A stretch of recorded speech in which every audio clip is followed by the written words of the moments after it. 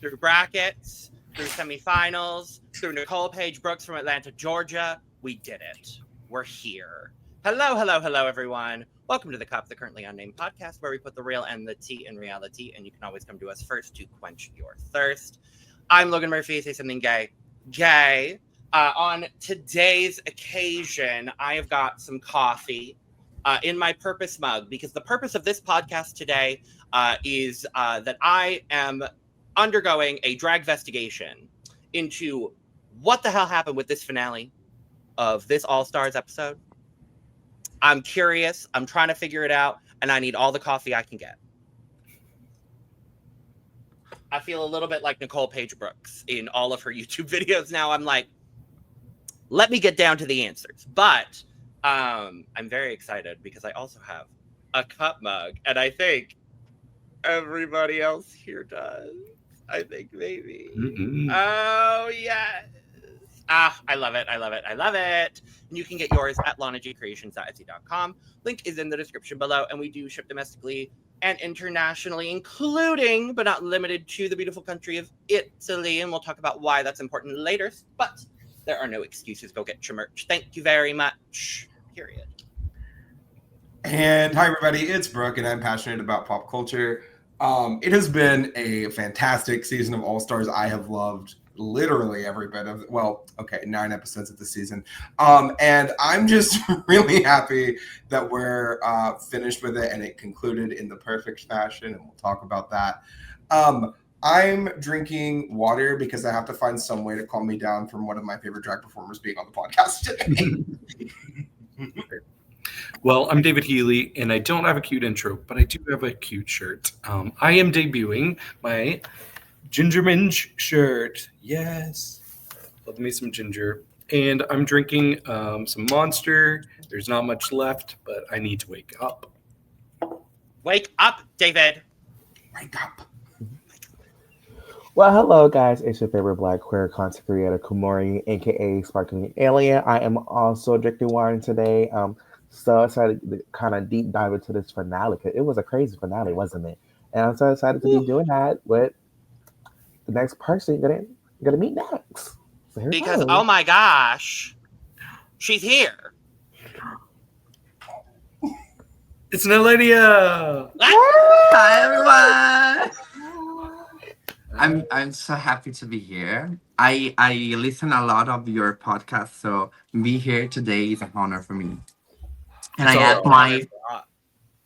have my peach tea in this beautiful cap. And also because it's the finale.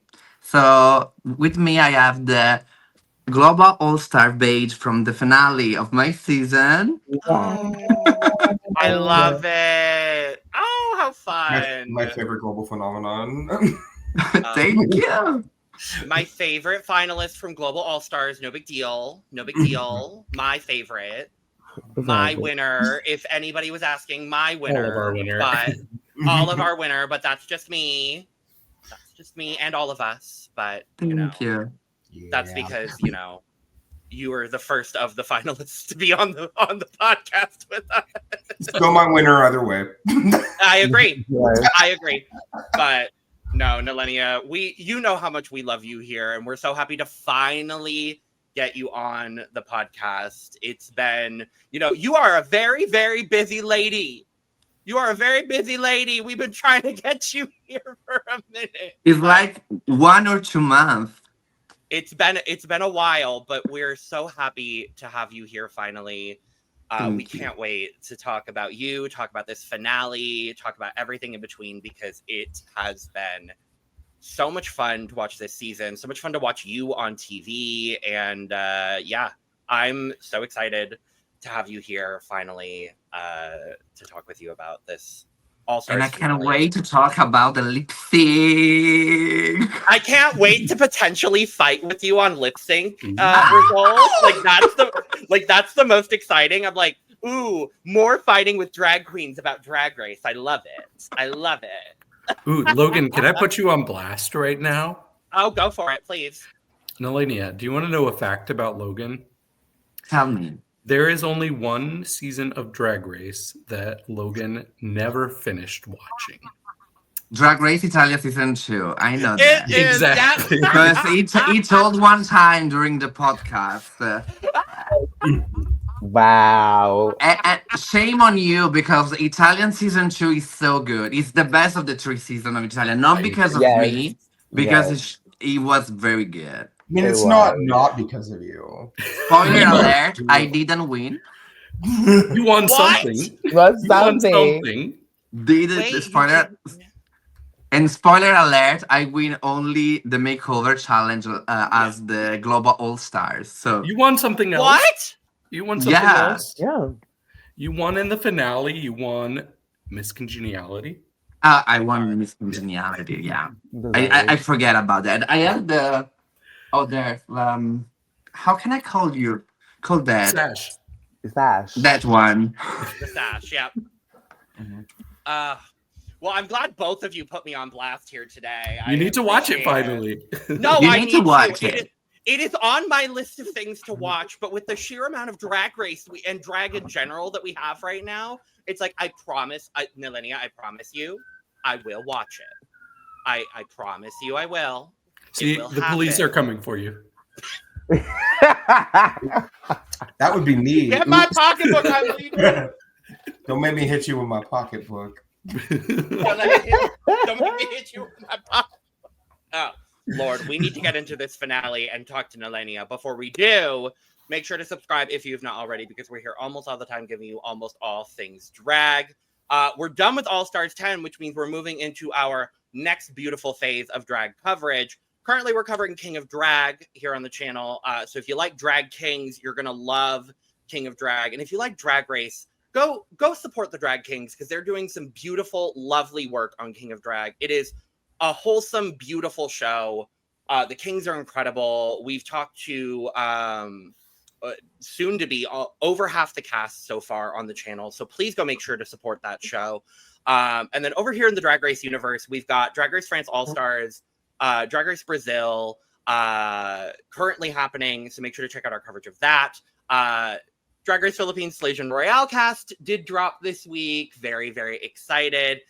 And the Philippines, y'all are coming through for us as always. Thank you, thank you, thank you, thank you. Make sure to go check out our cast assessment for Slajon Royale because we're very excited for that season. With plenty of seasons to come. Very excited to hear about España getting announced for September. Very excited for España.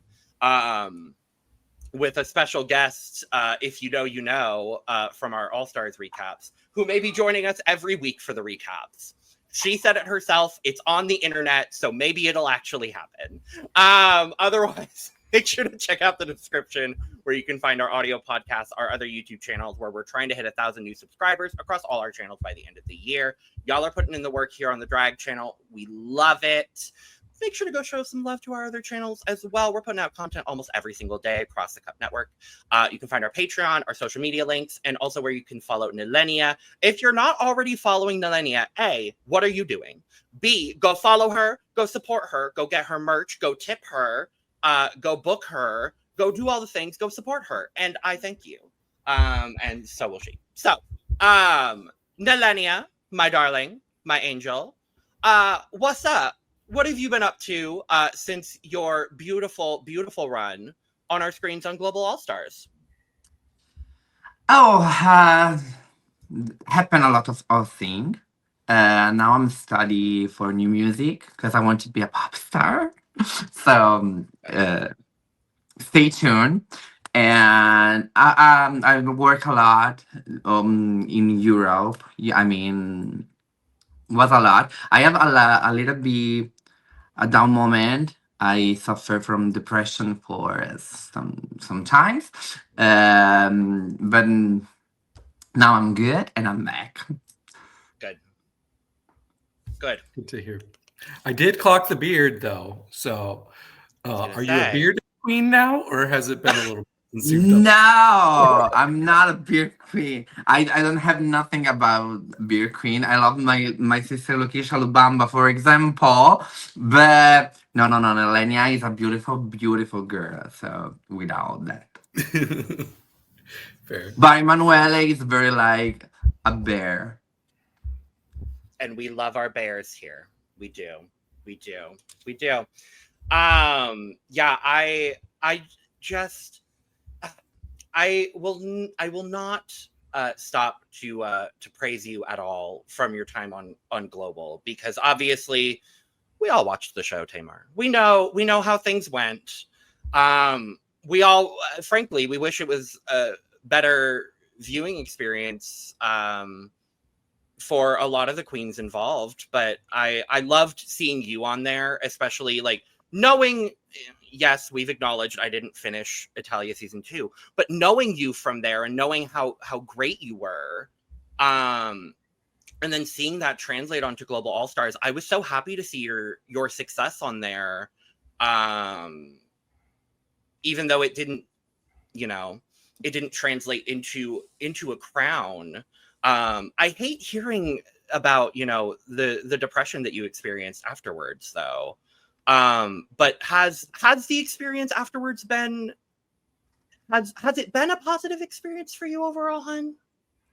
Overall, yes. I mean, Global Star changed my life.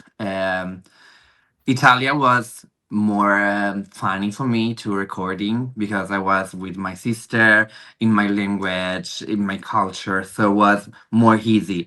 Global was very difficult, but I met a lot of beautiful person. My sisters of the season, I kind of love everyone now. And also the fan, naturally, the Global All Stars is more big than Italia. So a lot of people know me now and start to love me, to write me, and know that I can change the life of some, I don't know, some kids all around the world thinking I can be like Nehellenia. For me, it's a very, very big deal. Yeah, that's interesting you brought that up, because even though you didn't get the cash prize that comes with winning Global All-Stars, in a way, you could say that you were kind of the winner of the season, because the fan reception, especially in the finale, the support that you had compared to the other 3 finalists was overwhelming. So yeah, I've wondered how that has been, just getting like this huge fan base that hadn't seen you on your first season. Was a lot. Also because I mean, I know the television. I do television a lot, so I know that some kind of structure that television has. So I can see where the production is going. So I already know that I'm not the winner of the production. So I was very cool about it. But see how many people want me to be crowned was like, oh my god, people make you understand your value, make you understand how you're good in what you do. Sometimes you don't know that. Some people like me, I'm always in my mind thinking I'm not good enough, and seeing that the people with the love say to you that you're good enough. It's beautiful. It's very beautiful.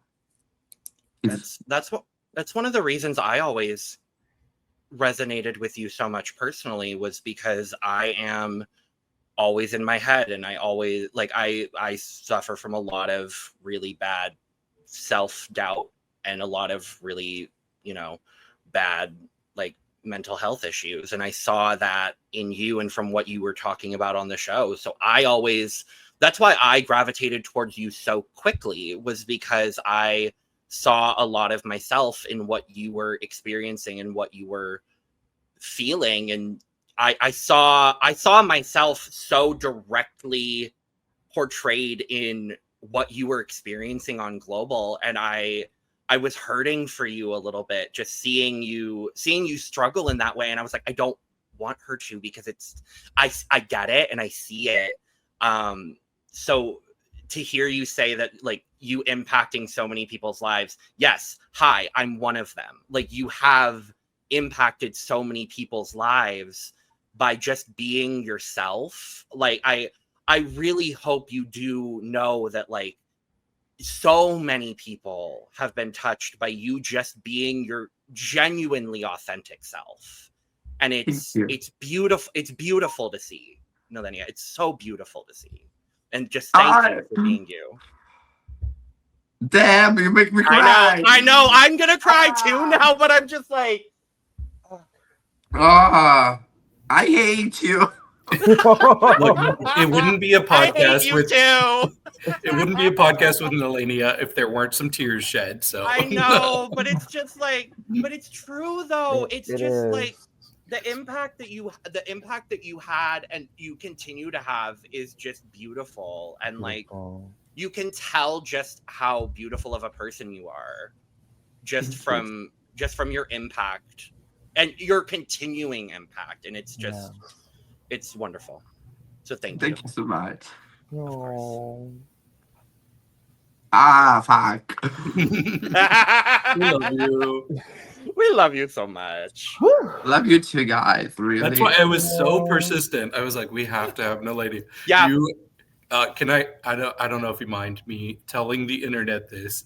Nehellenia had not started the season for quite a while. So she was planning on catching up, and it seems like you binged it all within the past week, correct? Can you repeat? I don't hear you. Okay, yeah. You ended up watching the entire season of Drag Race All Stars in the past week, correct? Yeah, because after my season, I needed to do this coming out, but I never watched again some season of RuPaul Drag Race. I was a huge fan. I watched all the season before Global All Stars, and I didn't watch any one of that after Global. So when you called me, and I go like, okay, I need to watch all the season in 1 week, and I was like every day 3-4 episodes. But now I see everything. Well, thank you for doing that for us. We appreciate it so much. And I want to say something because she wasn't in the finale, but I want to say that I really hate Mistress, but I love Mistress in the same time. I don't know why. It's something strange. But because if I was in the season with her, I will totally hate her. But she was so good television. I laugh a lot. I love her. I really love her. Sorry, I need to say that. That was gonna be I was gonna beautifully transition into what were your thoughts on the season overall, and I think that's a great thought on the season overall. And the second thing is that it's a crime that Denali is not in the finale. Sorry. Yeah. Thank you. Yeah. I agree. Sorry. Yeah. Denali was one of my picks for the win. She deserved the finale. She's so talented, beautiful. She was perfect. I don't know why. She does. She could look like Linda Evangelista, and she is a model. She is a model. Everything about her is perfect. I agree. Who was a person this season that surprised you the most, impressed you, like past your expectations? If we talk about surprise, I think Irene, because I didn't see a lot from her from original season. So watch her, the look, the energy, the humor that she has. She surprised me a lot. But of course, Bosco is my mother, is a goddess. Bosco is everything. And what else? Oh, Lydia, because I didn't watch the season of Lydia. And Lydia, she is so talented. Oh yeah, yeah. I think this too. As Helena Poison from Canada's Drag Race put it to us earlier in the season, how are you reacting to your new sexuality now because of Bosco? Just because of Bosco. I think I'm lesbian now. Yeah. I think all of us are a little bit altered because of Bosco now. Just a little bit, yeah. Yeah. Quick touch. There is a specific moment in this episode that we need to discuss vividly related to this topic. Oh yeah, I'm pretty sure I know exactly. Yeah, I'm pretty sure I know exactly which moment you're talking about. So yes, we But I need to say that I started to be lesbian when Adore Delano became transgender, because Adore Delano is one of my favorite of all. Like, I love Adore Delano. Yes. Good taste. I love the I know. crossover. I love the crossover of the universes too, for those of us that are Drag Race fans and fans of The Voice, because her boyfriend was on The Voice here in the US. And it's one of those weird crossover moments. I don't know if anyone else has that crossover, but her boyfriend Sasha was on The Voice, and I'm obsessed with him because he's an incredible singer. But yeah, I'm like, I had that with American Idol because I watched. yeah. I watched Adore on American Idol back in 2008. And then now her boyfriend Sasha. It's one of those weird crossover moments. Love Adore, love Bosco, but yes. But yeah, the season has been very interesting, very peculiar. And we come back into the workroom, and Mistress has gone home. But maybe not for long, because she got picked in the wild card lottery. But it didn't end up mattering. I thought we were going to see like a drawing or like a wheel. I thought too. I thought we were going to like reveal the name back. Well, we did at the end of last episode. True. I forgot about that.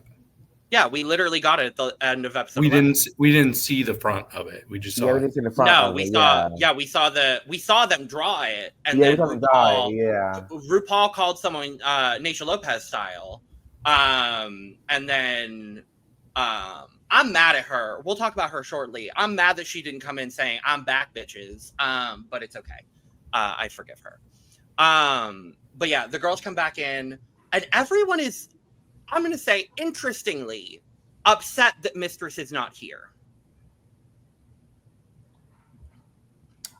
I think personally, I think just apart from just the answers, I think they do have like a part like just being on a show. I think they have a close bond. You know, like Mistress and Georges have been like close. Bosco, actually, like Bosco and Mistress, they're actually very close as well. So I mean, apart from like just the answer, like the chaos that she had brought, all that crazy stuff she brought to the season, I think that they still kind of have a place for her in her heart, like just genuinely. So, I mean, it is what it is. So, I mean. That's how they feel about Mistress, is not our opinion. So that's how they feel. So we can't really control that. Yeah, personally. I think it goes to show that what we're presented on the edited television show isn't reflective of necessarily the actual relationships people have on the show.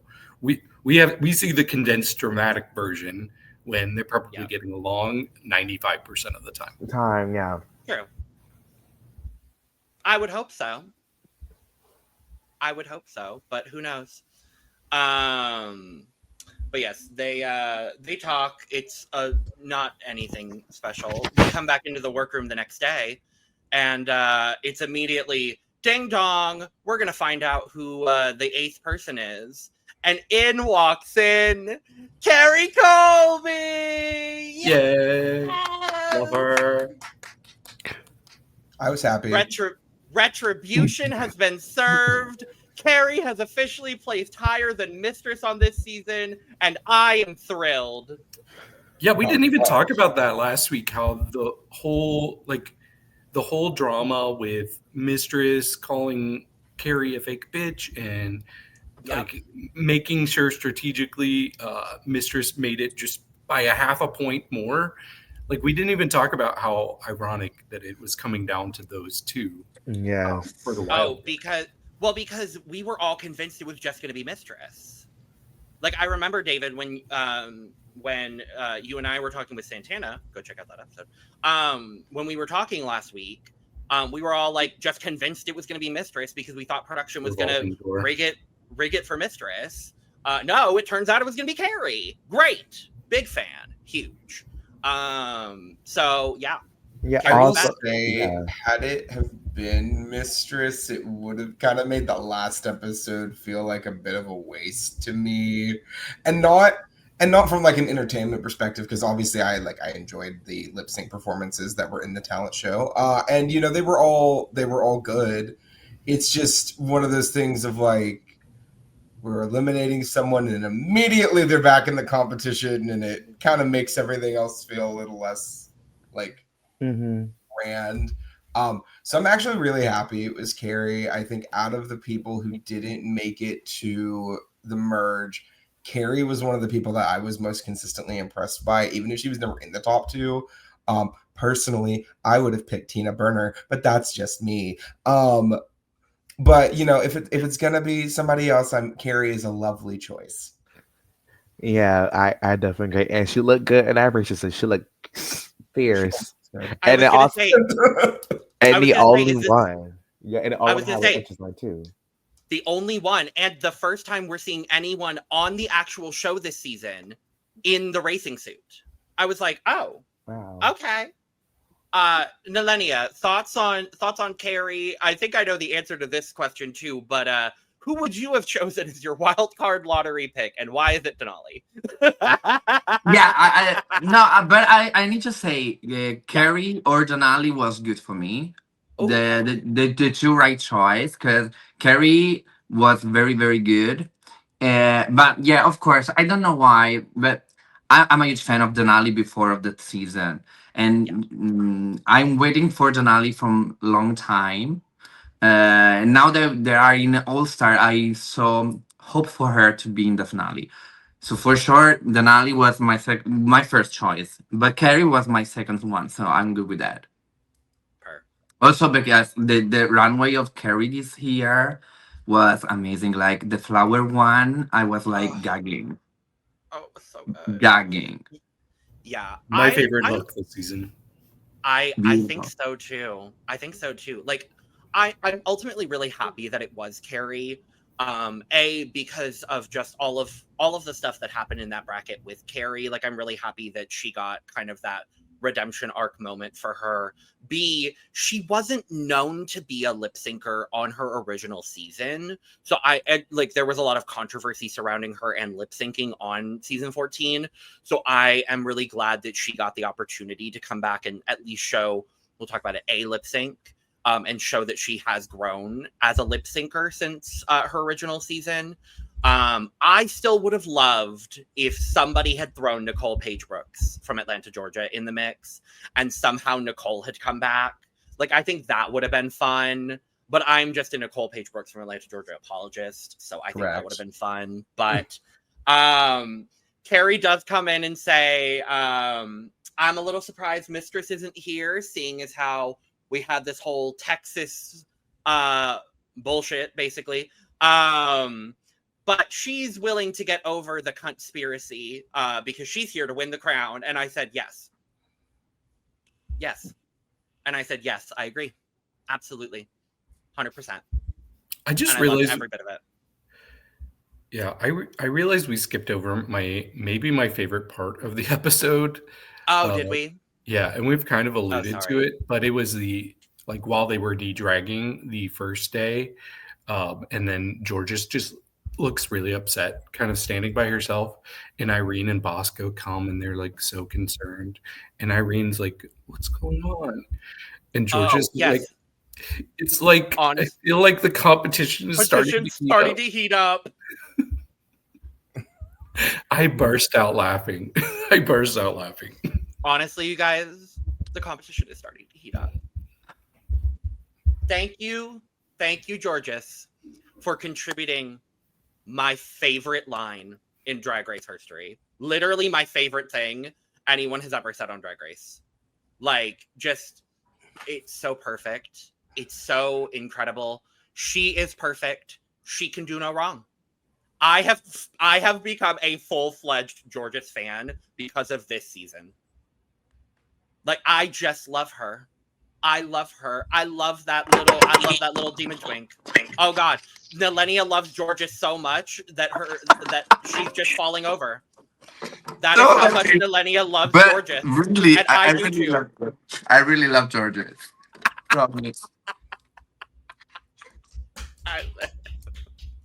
Look, it happens to the best of us.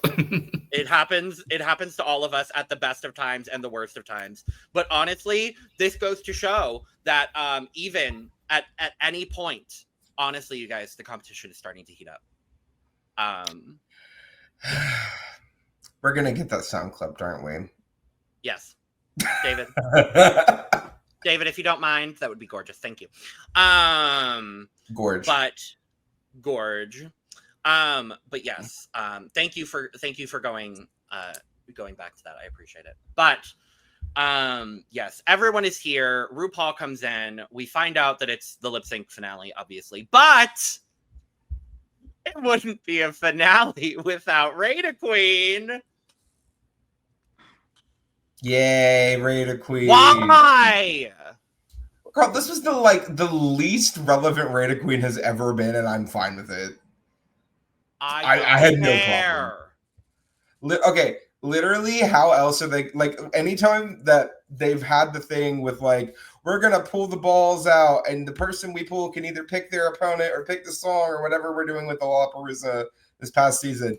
Literally, people were complaining that the balls were rigged for people last season as well. So, you know what? No, Rada Queen let the girls rate themselves for the lip syncs, for the seating. It's a seated bracket. Nobody can complain.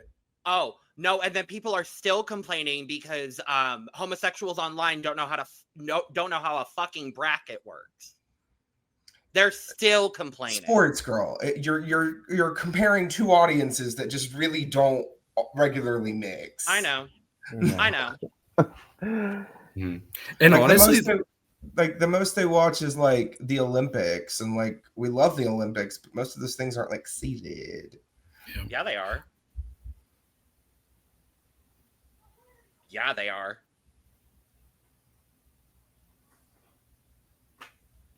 What's happening? They're not seeding Super G at the Winter Olympics, my girl. Okay, I'm talking about every other sport, but but the thing is, like, a lot of people seem very skeptical about the ranking. They're like, release your individual rankings. But if you look at things based on statistics each queen had in all of their previous seasons, the ranking really makes a lot of sense. The only exception is maybe Daya being in the top half doesn't make the most sense, but other than that, it fits almost perfectly with their statistics. Aja should not have been rated 6. That is a crime. Yeah, that was Aja should not have been rated 6. So I don't care about Aja's statistics and what she has and has not won on Drag Race. Okay, Exactly. Name me a bad Aja lip sync other than Finally, and even then it wasn't bad. So No. I'm not allowing any finally slander. That is a great Aja lip sync. She should have won that lip sync. Yeah. But we need to think about two things. One is strategy. If you know that Asia is strong, you put her down. True. And the second one is I was there. When you are in the bubble, you don't see the thing as the other people at home can see. So you can think maybe she's one is very likable, the production love it, so is strong. That one is the RuPaul favorite, so is stronger. But watching by home at home is totally different. So sometimes can change for that. Totally. For example, for me, Pitia was the stronger of my season and was eliminated like in the middle.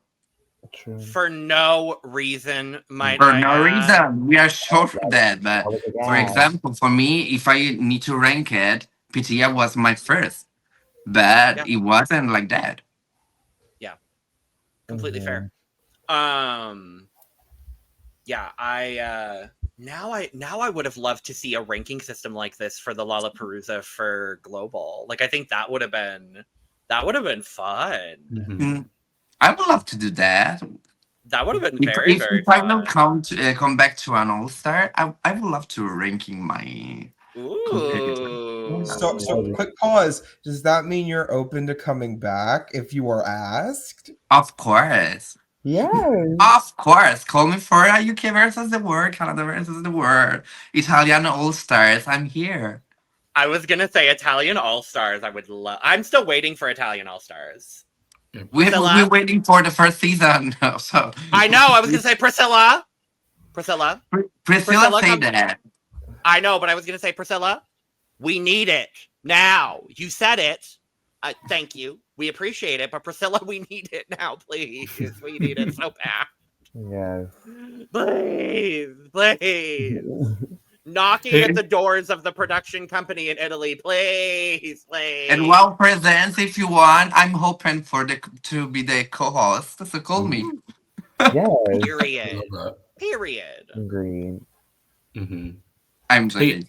And if you did come back for UK versus the world, you've already been judged by RuPaul, so maybe you'd be one of her favorites now. Well, true. Crown Nehellenia. Thank you very much. Crown Nehellenia. Thank you very much. But yes, the girls are then getting ready for the Lalaparuza. And we get a very lovely conversation about what it would mean for all of them to win. And this is such a unique situation where there are 8 queens in the finale. So we're getting like so many different. I loved it too. I think it's a really fun way to do a finale. But we're getting so many different unique perspectives on like what it would mean for all of them to win.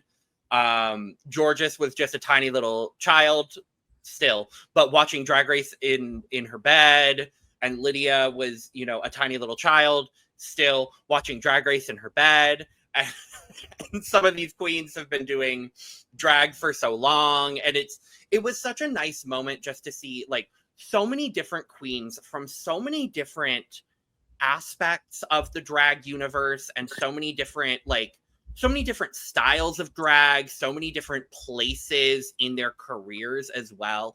Like this finale, felt so eclectic in the best way. And I think that's why I enjoyed it so much, was because there were so many different styles of drag, so many different eras of Drag Race represented as well. Like it was so cool to see all of these queens here. And it was 8 of my favorite Drag Race queens just competing against each other. It was really cool to see. I really enjoyed it. And this conversation was really cool as well. Specifically watching Irene talk about her personal feelings, like going home first and kind of, and it's something we don't really talk about, but a lot of the time the early out girls get a reputation of, oh, well, you went home early on Drag Race, therefore you're not a good drag queen. And it's something that, as a fandom, we have tried. It's one of the very few things I can say that the Drag Race fandom has actually improved upon over the past couple of years. But seeing her talk about getting that opportunity to show what she can actually do, it was very moving. And I already loved Irene coming into this season, but I love Irene 10 times more than I even did after her season. So in this moment, I was like, if Irene wins this crown, I'm probably going to cry. I really I knew it wasn't going to be a very likely situation given the circumstances of this finale, but if it did happen, I was very happy with that. Yeah. I agree with that. But with that, I think it's time for us to fight. I think it's time to fight. And I think it's time for them to fight over these lip syncs. I didn't pull RuPaul's look because I forgot to, and also I didn't really like it. Yeah, it was a material for me, and both kind of okay. RuPaul, in an actual big poopy gown. It's been a while since we've seen her in a big poopy gown. But I'm not quite. But it was bad though. But at least you're trying to get a bit gown moment for a finale, which I kind of liked. But the material, it was just material for me. I like the color. It was just the material. I didn't like the material. It's candy wrapper material. I like it when she does that. I don't particularly care for it, but no. Nehellenia, what did you think of this? Of course, I love it. Oh, good. No, I love the dress. We didn't see a hole in that kind of shape a lot of time. Yeah. So enjoyed something different. Love the color. The material was funny. Was fun. Very soft and very gentle. So it's not too, because when you wear some big skirt, if it is too heavy, it seems like you are the dress wear you. You need to wear the dress. So I love that, and I love the dress on my mama RuPaul. Absolutely.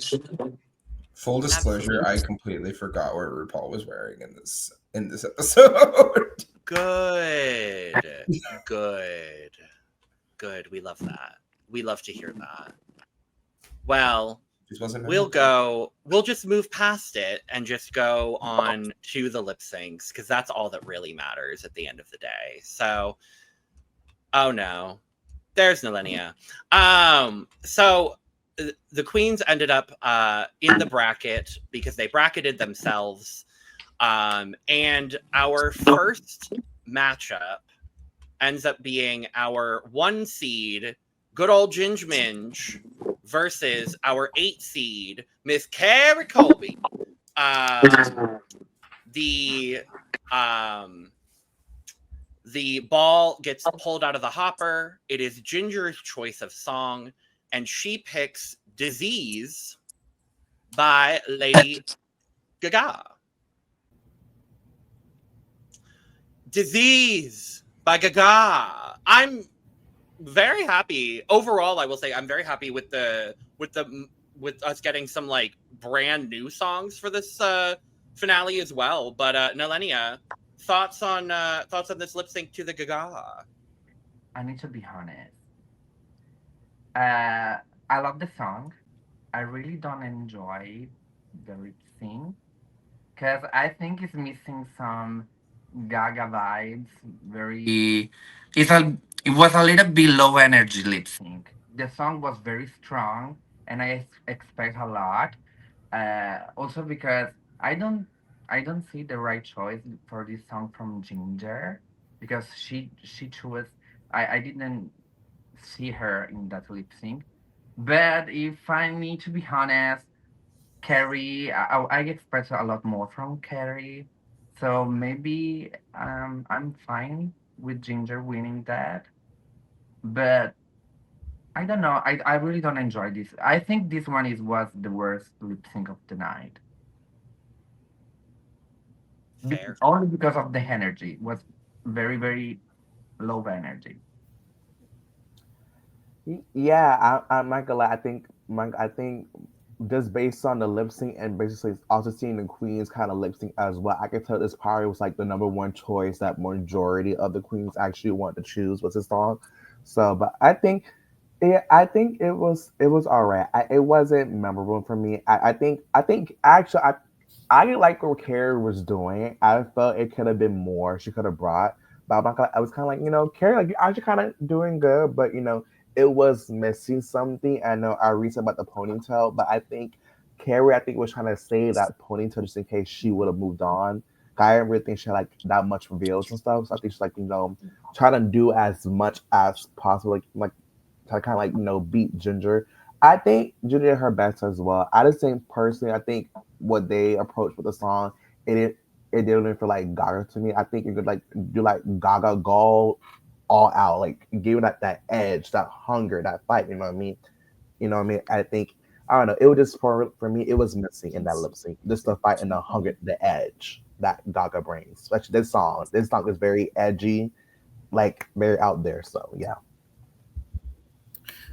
Yeah, I'm so into this song. This is one of my favorite songs of the decade. I think this is Gaga's best pop single since Fame Monster.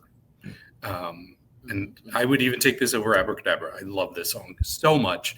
I think it deserved people that it's more of their style because I don't think Gaia. yeah.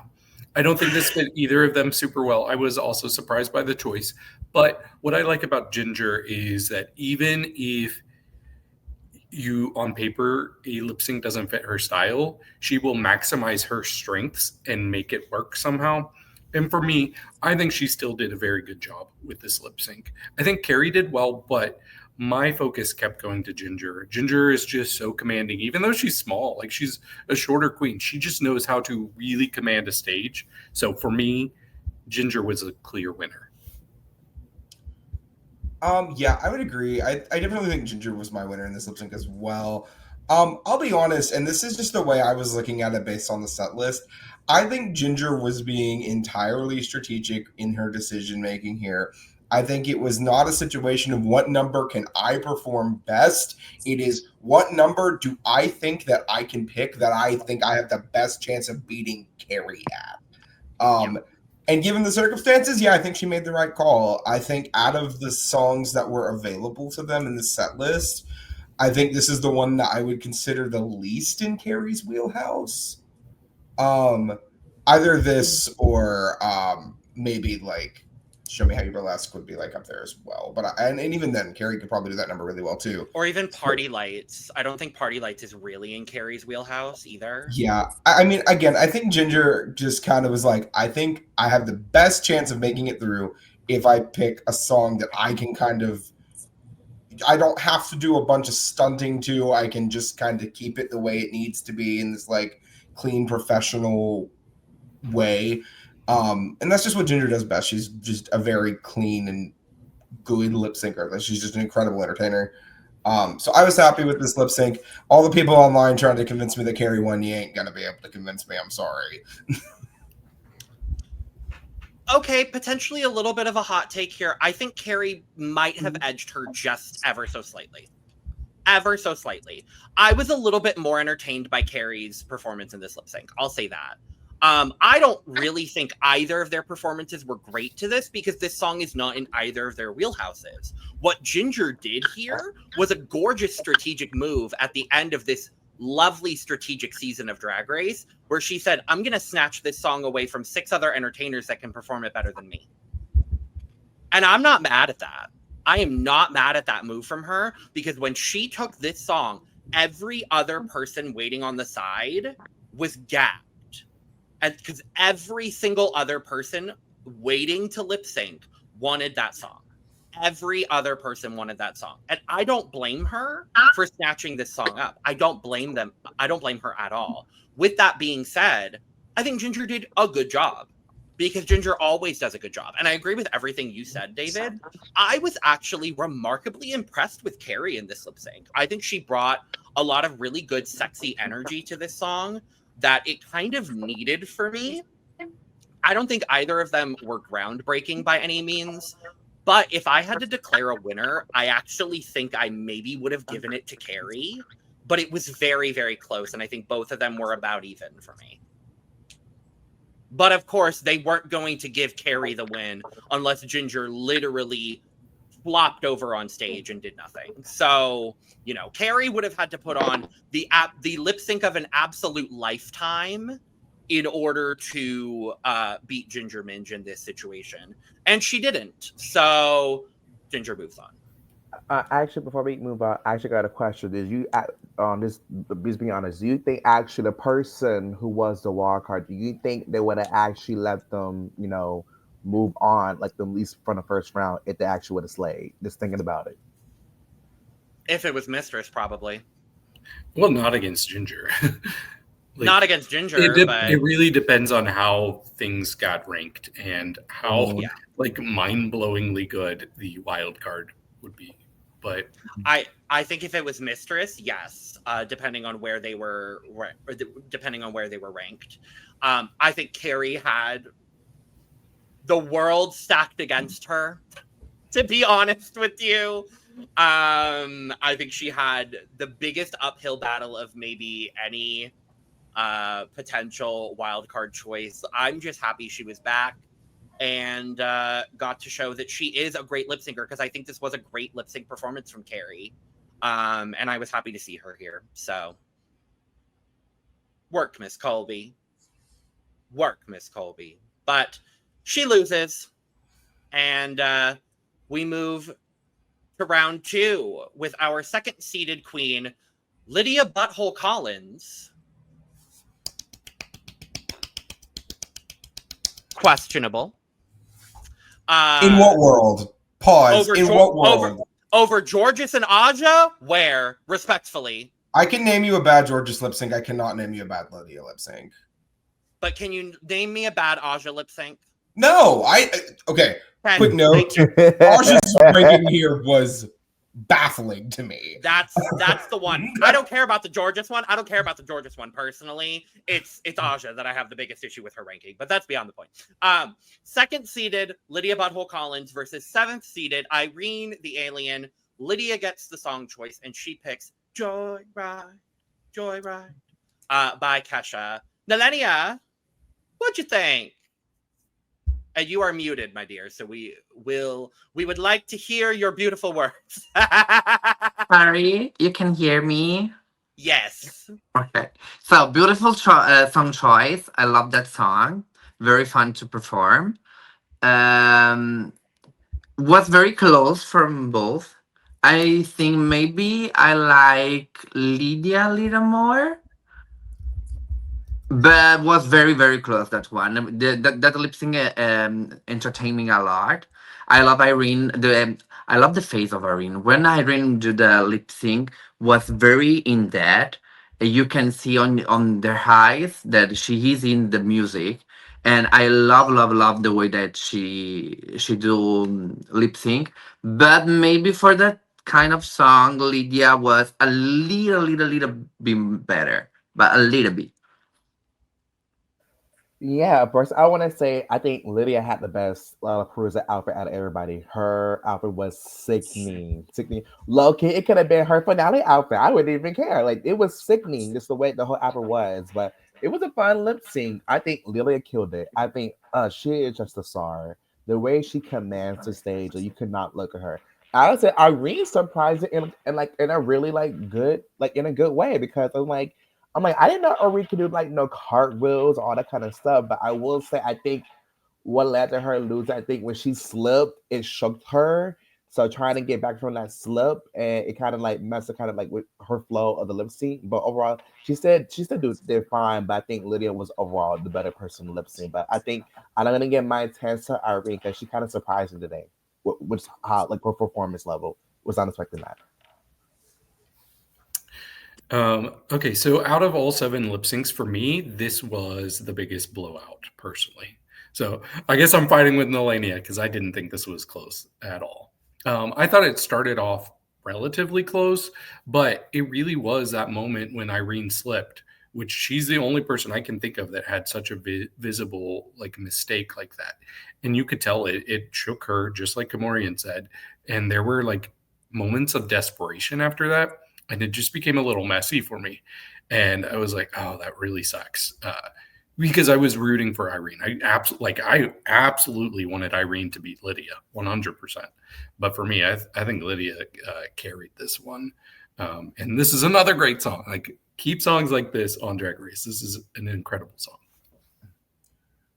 Yeah, I'm gonna actually agree a little bit more with Nehellenia. I actually think Irene recovered remarkably well from the stumble. Personally, that's just what I thought. I didn't really get that feeling of like desperation that you're talking about, David. I didn't get that. However, I do think Lydia won this lip sync. I really did enjoy Lydia's performance. I mean, I always like Lydia when she's performing. She's an incredible performer. Cue to the year-end video where you will see at least 4 different lip syncs by Butthole on that list. I guarantee it. Specifically Love Sensation. Oh yeah, that's okay. Beside the point though, Lydia was incredible here. We've had 7 months with at least one Lydia Butthole Collins lip sync every in it, and I am really sad that this is probably the last one we're gonna get, last set we're gonna get this year. Did y'all see the compilation where Lydia has lip synced at least once in every month this year so far, and now it's over? I'm like, oh, what a shame. I think so. Here's the thing. I think I simultaneously agree with all 4 of you. How Switzerland of me in that way. So here's the thing. I think this lip sync was very, very close for most of it. Actually, I was very impressed with Irene throughout the first like 75% of the lip sync. I think she was really killing it. Her facial expressions at the start, like she was really getting, they were both really getting into the camp of this song, because this song is just camp. Like this new age of Kesha, now that she's out of her, like now that she's been freed, love it. Big fan. And now she's doing all of these like women empowerment songs that can also be like taken into this drag realm that can be taken campy. I love it. Like, it's so fierce to me. This song, I agree, such a good choice for a Drag Race lip sync. I absolutely love it. They were both getting into the facial expression and the character throughout the entire first half of the song. I loved all the reveals that they both had. Where Irene lost this lip sync for me, and I hate saying it because I love them both, and I did want Irene to make it through, and I wanted Butthole to as well, but where Irene lost it was the slip, and then the really, really, really not great duck walking at the end. I was watching with my friends last night, and my friend Jessie exclaimed out of nowhere, Irene doesn't have the meniscus to do that duck walk. We all just started dying laughing, and it was the best. It was the best moment. I was like 3 glasses of wine in, just like dying laughing watching the end of this lip sync. So for me, I agree with all of you, but I do think Lydia did take this ultimately, and she did. And unfortunately, we lose our dear sweet alien. But I'm so happy she was here because she got to prove that first outs have a lot more to show, and I'm thrilled for her. I'm thrilled for her. Agree, definitely thrilled for her. One of the best redemptions of the season, in my opinion. The top redemption. Truly. I just want to be blunt. This is one of the best redemptions probably in the history of All Stars for me. And like, again, I already loved Irene after season 15. I love Irene. But getting to see, I mean, we don't really talk about bracket 1 as much. It's been almost over 2 months. But she annihilated bracket 1. She by did. far the top performer in bracket 1 across the board. So I'm just thrilled that we got to see Irene do what we all kind of said Irene could have done on season 15. I really think had Amethyst not been the person in that bottom lip sync with her, if it was like Aura, which is who I think it showed up in, low-key, there's a world where Irene could have made it deep into season 15. I really believe that. So it's because the position on Drag Race is about lucky. I mean, if you have a bad week, or if the first challenge that you do is not your best talent, you can be the first go out, but it's just about lucky. Yeah. And she proved, because if there wasn't the talent show, maybe Irene in the original season can go very, very far. And she proved it. Every Drag Race season is an individual microcosm. And just because you were the first out on one season, as Irene showed, you can be 5th through 8th on an All-Star season. So, love you, girl. Love Irene. But, oh boy, let's move to the best lip sync of the night. We have third seeded Georges versus 6th seeded, for some fucking reason, y'all, Aja. Georges gets to pick the song, and she picks Party Lights by Natalie Cole. Nehellenia, rest in power. What'd you think? So I was waiting about a very legendary lip sync from these two queen. But I think it's not the Asia style, and maybe Georges chose the song for that, because I see Asia more into the song in other lip sync that she did. So I think I preferred Georges in this lip sync. Was very in the mood, very sugar style, very dancing queen. Asia was like sometimes too much Asia, and not in the Asia for that song. I don't know if I explained very well, but I see that. tried. Yeah, I get what you mean. Yeah. So was close, but I think Georges was the clear winner of the lip sync. Definitely one of the best. I agree. Personally, I'm not gonna lie, it would have been a double win for me. I would have had like at least a 1-3 way the next round, in my opinion, because I think both of them ate so hard. I mean, Georges. I mean, she's giving you Texas diva, dancing diva, Texas. Just that type of drag. Oh, baby. First, that leap, when she did that leap, oh my God, insane. Maybe she's a fire, but let me tell you, she can, baby, I was like, let me tell you, she was feeling like she was busting her ass like this episode. You can tell that she, like, you tell you, like, she wanted to get that crown, and it was showing. And oh my God, I gotta say, Altino's, I thought I just looked kind of fit the vibe with the song, like her being a nun, like feeling like the Holy Spirit, like her reveal, like it actually kind of worked very well. And I mean, it was very close, but I will say, I think a couple times, I think I just got so shook at like George's like, oh my God, she's kind of doing. I gotta match up with her. I think she kind of got shook at sometimes a little bit. So I feel like I feel like she kind of went like, you know what, just control the whole time. I feel like actually she would have gave. It would have been a tight, close battle, but like, oh my God, I don't know who's gonna win. But I think it was just like those moments, kind of like I think why they just won overall. But I think she still killed it. But personally, I want to like, you know, I'm like, come on, I do like some dips. I want to like just match her, like up top her. You know what I mean? But it was still a fun lip sync. I loved it. It was a good ass battle. Yeah, I think this was my second favorite of the night. And they both did very well. I expected it to be a little bit closer for me than it was. But I felt like Aja wasn't giving her 100% on this. She did really well. I don't think she took as many opportunities to have moments as Georges did. Georges, it almost seemed like there was an invisible man tossing her around, because how are you tossing yourself like that? I was just like, I didn't understand the physics of some of the things she was doing on the stage. I think this is one of my favorite Georges lip syncs I've ever seen. This was definitely my favorite one that she did in this episode. So yeah, I thought this was a pretty clear win for Georges, but Aja did well. Well, it looks like I'm the bitch because I fully think Aja won this lip sync. No, you're not, baby. No, you're not. We'll get there. We'll get there. I fully think Aja won this lip sync. I'll be honest. As a performer, I have connected with Georges one time.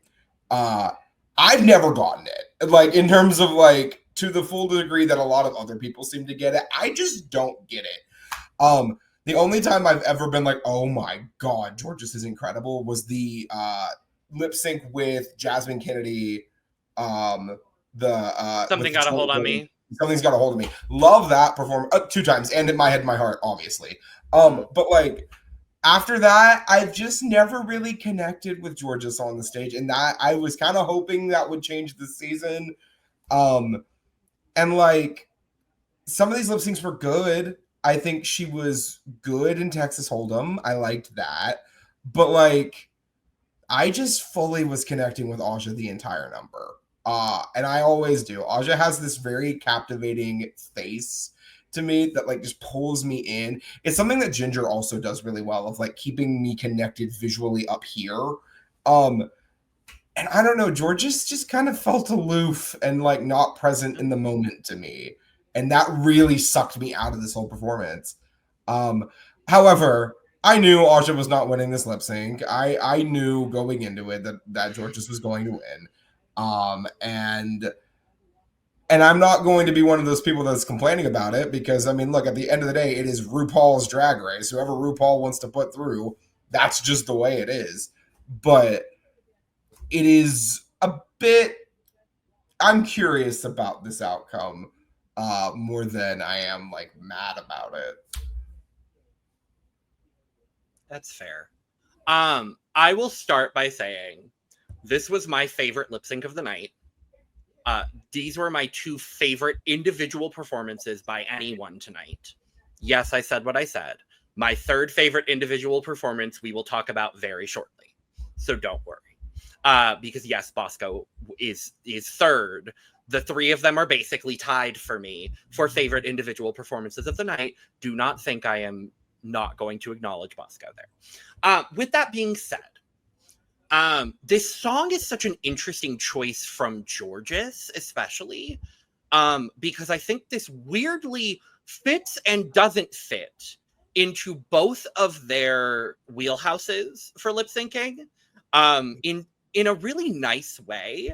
It was a refreshing song choice from Georges, and I think it as Aja said in Untucked, it was the song she was least familiar with. And even then, I still think they both absolutely killed it. This is one of my favorite lip syncs of the season. Honestly, I just think they both were. I think the spirit of Natalie Cole came down and blessed them both during this lip sync. Like, I think it was such a good lip sync to me. For me, what's interesting is they both had such different energy that it makes it a little difficult for me to judge the lip sync in that way, because Georges was such high energy. And like you were saying, David, it felt like someone was just throwing her around the stage, which was great. And we were seeing tricks and stunts from Georges we have never seen before in the 4-year span that we've seen her on TV. Like, she was still pulling out stuff we had never seen from her. And in this as well, we were seeing this very almost restrained, spiritual performance from Aja to this song, which I loved seeing. For me, I think this performance honestly comes down to personal preference for everyone. Like, I see why y'all think Georges won this lip sync. I see why Brook thinks Aja won this lip sync. For me, I connected a little bit more in the moment to what Aja did, but I am not going to deny that Georges absolutely tore that stage up just as much as Aja did. Like, I loved both of their performances. When they both did their stunts at the same time, I lived for it. I loved this lip sync so much. So it could have gone either way, and I would have loved it. I knew Aja wasn't winning it, and I resigned myself to that understanding. And as the person whose Twitter tag this whole season has been something Team Aja, I resigned myself as soon as she was paired up with Aja, knowing that she wasn't going to make it past this round. And I understood it. But I am so beyond happy that Aja fell back in love with drag doing this season of Drag Race, because she is one of my favorite drag queens of all time, point blank and the period. And I love her. That part. I love her. She is absolutely fucking incredible. She is one of the queens that made me fall in love with Drag Race. So I'm glad that she fell back in love with drag. And when season 9 gets a 4th crown and it's Aja, not Peppermint, okay. Yeah. So, yeah. Now to finish out the first round, we have the best friends, and this made me sad. It made me want to cry. I was so sad. And so were both of them. We have Diabetes and Bosco lip syncing. Bosco gets the pick. And of course, because of how she's dressed, I appreciated it, chose herself in this moment and decided that they were going to show us how to burlesque. And thank you, Drag Race, for finally paying the good money for this song. Thank you. Thank you. And thank you for having Bosco on the show while you did it. So, Nehellenia, what'd you think? Maybe this one is one of my favorite lip sync of the night, more than Asia versus Georges.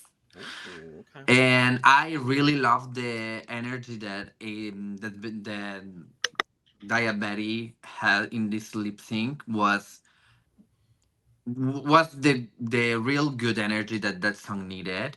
That I need to say that a little miss from Bosco was a little bit not that energy that Christina Aguilera had, but Bosco do a totally show. It was a performance.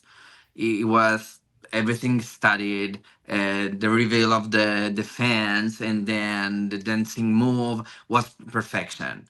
I just love a little bit more energy from Bosco, but for the rest was perfection. So she won, and of course, because the lip sync was majestic.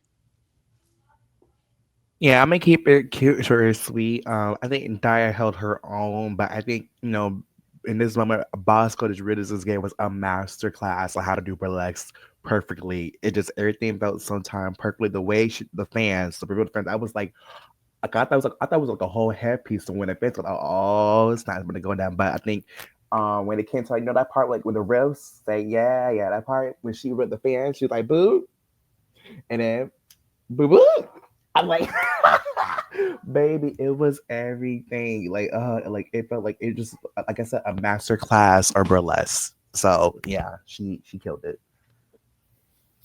Yeah, this was my favorite lip sync of the night. I thought both of them did really well. What's interesting for me is if you took away Bosco's props, I think Daya would be my winner. Because like Nehellenia was saying, she was giving the energy. She was really selling it in the face. I was so impressed that she did as well as she did with this song. I think she did better than a lot of people who won their lip syncs. But with that said, Bosco did have the props, and I'm starting to realize she is the queen of like propography in lip syncs, because you had her with the cape and the other lip sync, and now with the fans and this, it was mesmerizing. I was super into what she was doing visually. In the face, I wasn't getting it as much, but that was okay because she really maximized the props she had with her, distracted in the best way, and I ate it up. Yeah, personally, I really love this lip sync. I think this is one of the best lip syncs we've had in American All Stars in probably at least since season 8. I was fully engaged the entire performance. As much as I really do think Bosco was serving sex boots, Brick Teal, Relentless the House Down, Yes God Mama.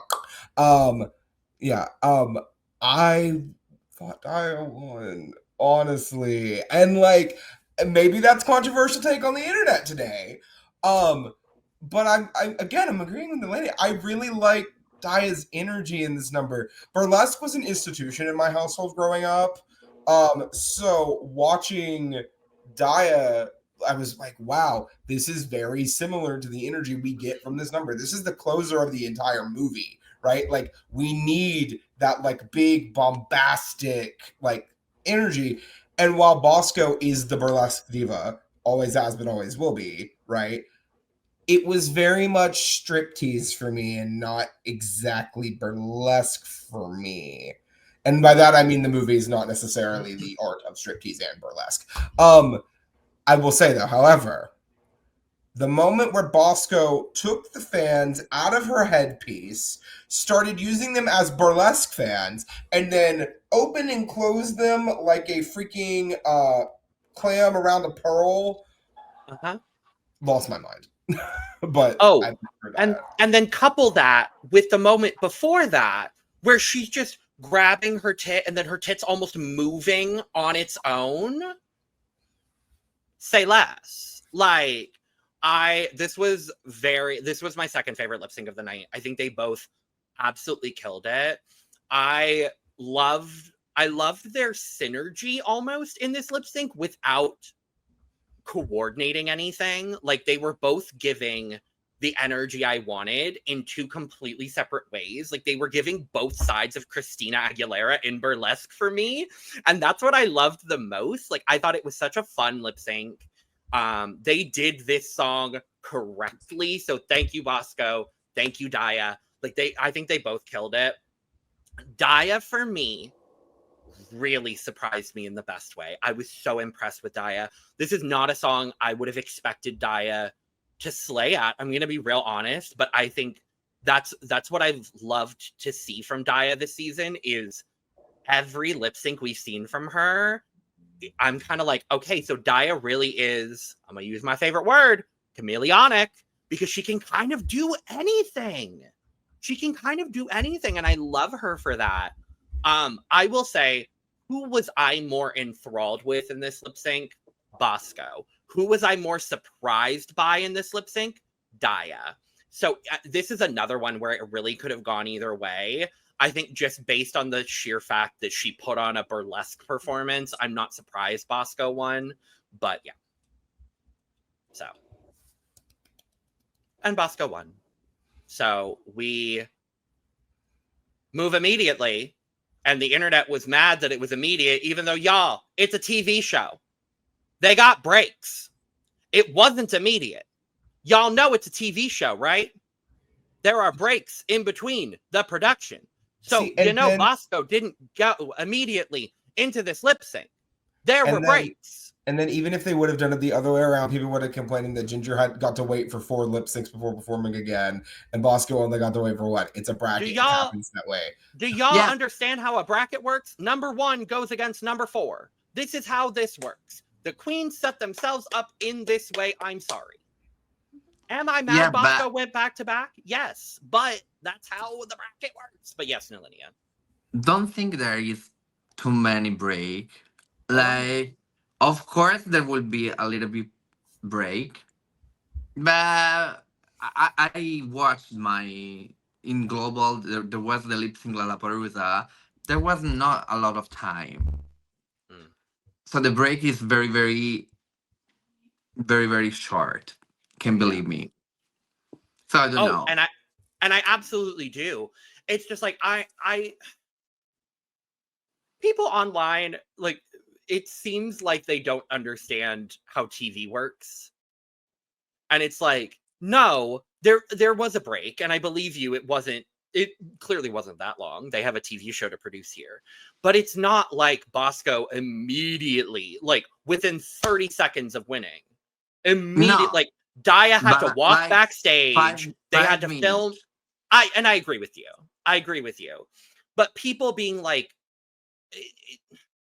the fans piss me off.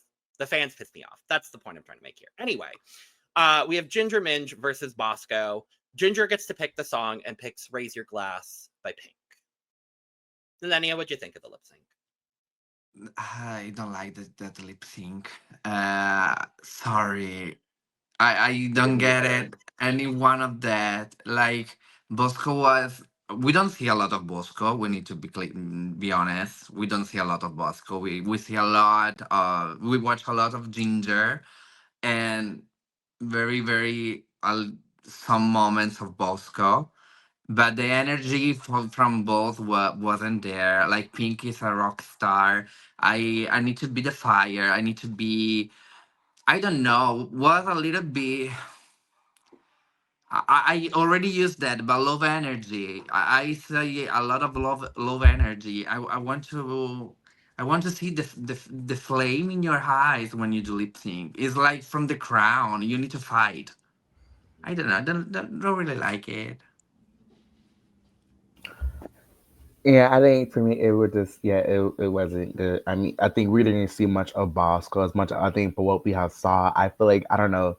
I think in a moment she was trying to adapt to the song, but it just wasn't working at all. You can see she was trying to do like different things. It just didn't really go like match the tempo or anything in the song.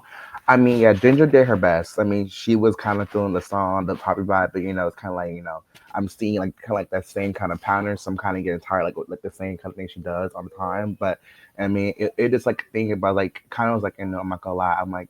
I think Ginger won this lip sync, sadly. So the scene, I was like, damn, Bosco. I feel like Bosco she slayed this season to me. I'm not like, Bosco was one of my winner picks of the season. So it was kind of like, damn. I knew this, and I'm like, oh my God, Bosco's not going to get the crown. So it's like, ugh. So it was kind of, that's why I think I like it as much because, like, damn, my girl lost. So, but yeah, I really think she adapted to the song very well. I think it was in the moment. So I think she really didn't like, I don't know. Something didn't go right for her. You can tell, like, you just tell on her face, it wasn't really, yeah. Yeah, I agree. This was the worst lip sync of the night overall. I still think there was an extremely clear winner here.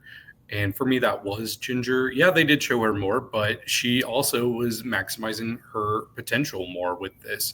I thought Bosco... Like, I was just shocked by how reined in she was on this one. And it really reminded me of why she lost a lot of lip syncs in her original season. She doesn't sell it on the face very well at all. And this is the first time in years that I've been reminded of that. There was nothing really going on the face.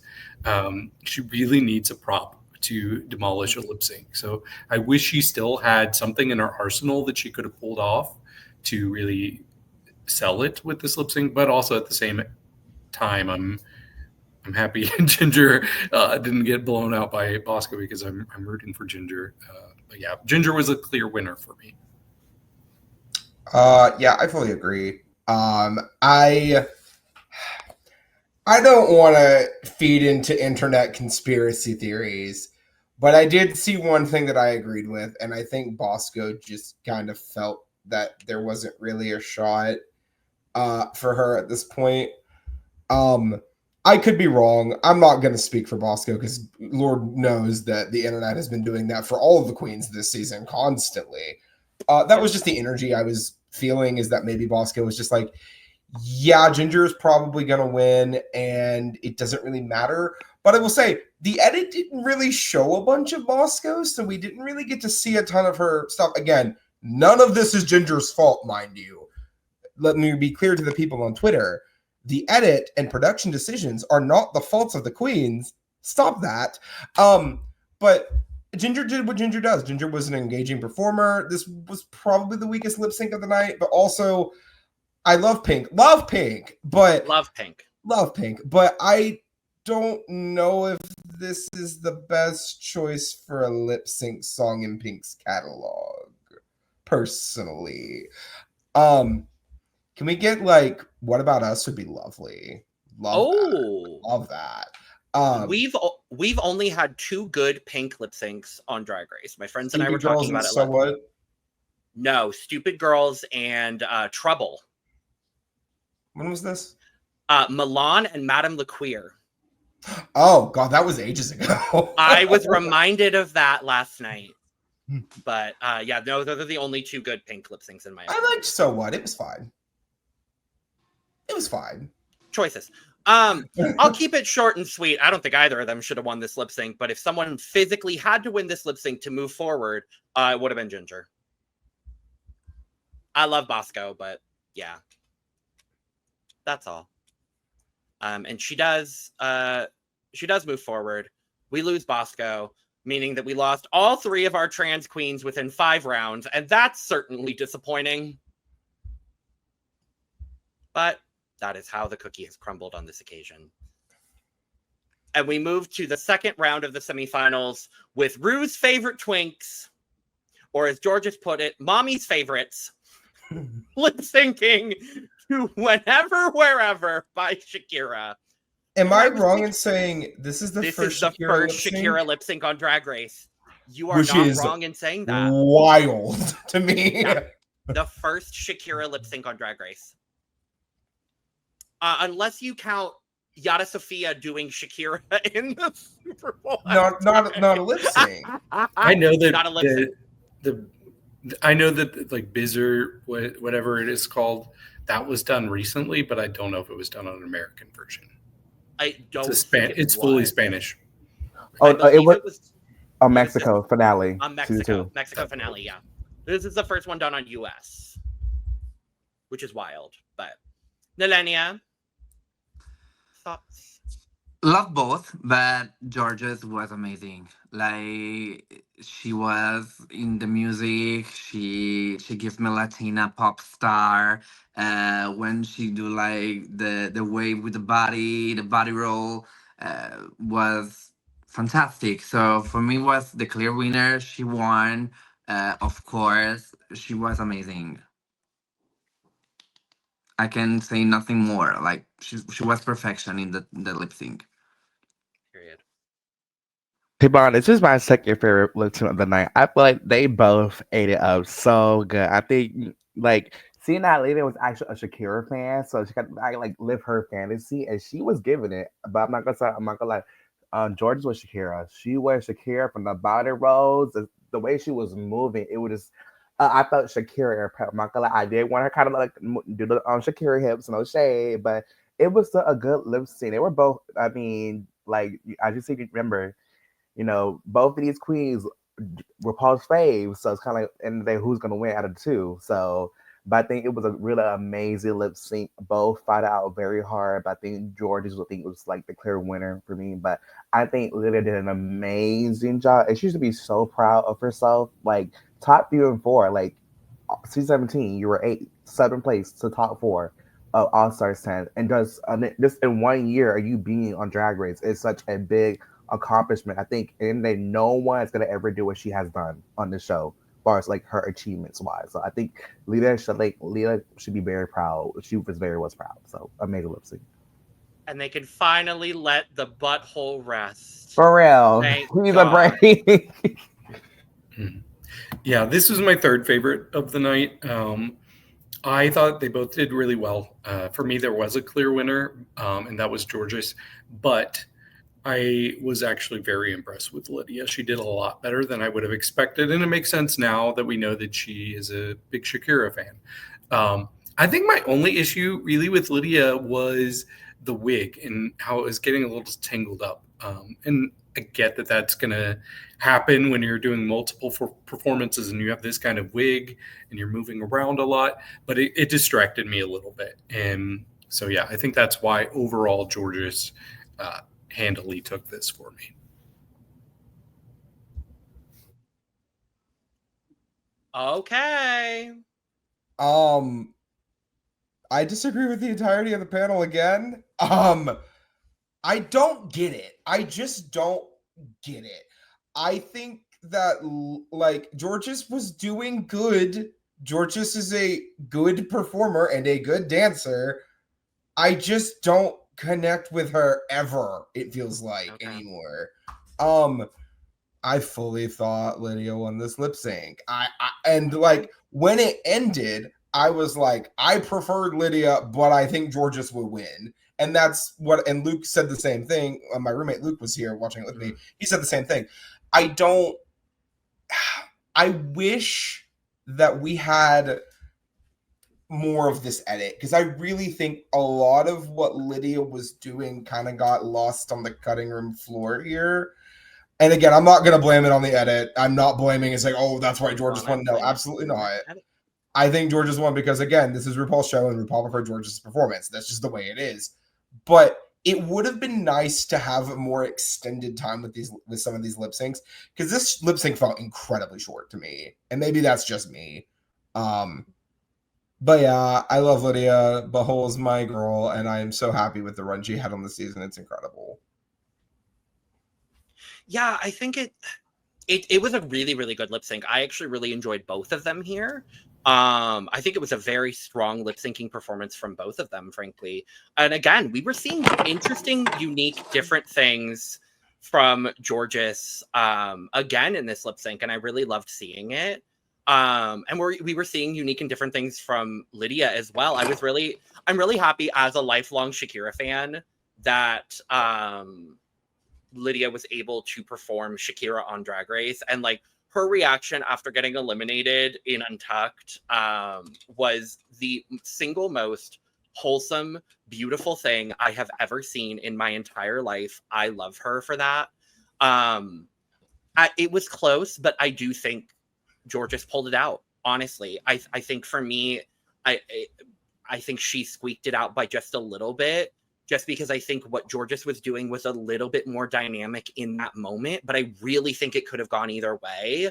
And I think it just came down to which of Mommy's favorites she preferred in that moment. And in that moment, it was certainly Georges. So Georges moves on to the final lip sync. Butthole can finally rest. And it's good because she broke her foot like a couple months later. So she's still in recovery for her broken foot. And I felt bad for her. But with that, we move to our final lip sync.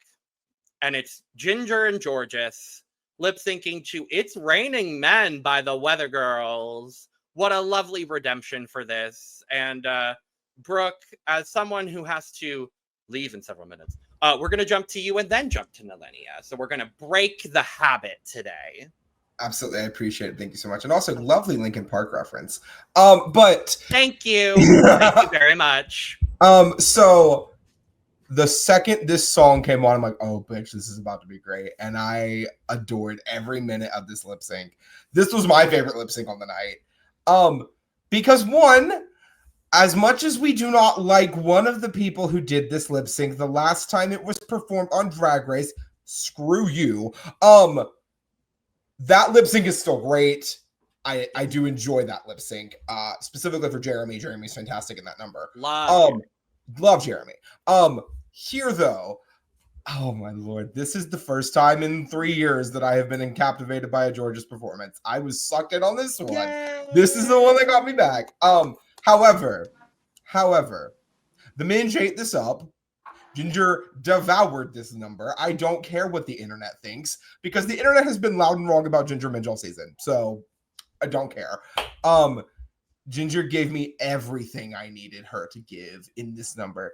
It was campy, but it was also really professional and well performed and just so engaging. And that's what I love about Ginger as a performer. I believe, and I could be wrong, her and Roxy Andrews are now tied for the most lip sync wins. Most lip sync, the best track record overall in lip syncs, because they both only lost one.